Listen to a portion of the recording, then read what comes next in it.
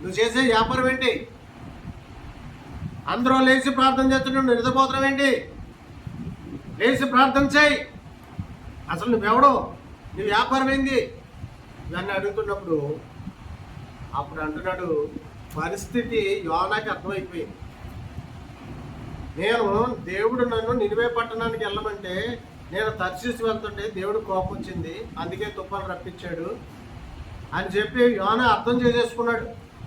అర్థం చేసుకుని, అయ్యా నేను ఒక ఎబ్రియుడను, ఆకాశాన్ని భూమిని కలగజేసిన దేవుని కుమారుడను. చూడండి అక్కడ ఏమన్నాడు చూడండి, నేను ఎబ్రియుడను 1:9 చూడండి, నేను ఎబ్రియుడను, సముద్రమునకును భూమికి సృష్టికర్త అయి ఆకాశమందు దేవుడై ఉన్న యెహోవా యందు నేను భయభక్తులు గలవాడనై ఉన్నాను. తాను యెహోవా సన్నిధి నుండి పారిపోవచ్చున్నట్టు అతను ఆ మనుషులకు తెలియజేసి ఉండేను కనుక వారు మరీ భయపడి నువ్వు చేసిన పని ఏంటని అడిగారు అనమాట.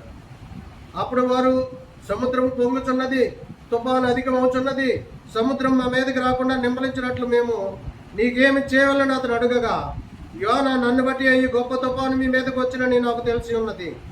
నన్ను ఎత్తి సముద్రంలో పడవేయుడి, అప్పుడు సముద్రం మీ మీదకి రాకుండా నింపలించడని అతడు చెప్పాను.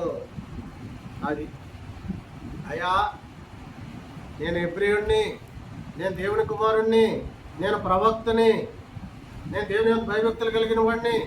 ఈ తుఫాను నన్ను బట్టే వచ్చిందయ్యా, నన్ను ఎత్తి ఆ సముద్రంలో పడేయండి, అప్పుడు ఈ తుఫాను ఆగిపోతుంది అని చెప్పాడు.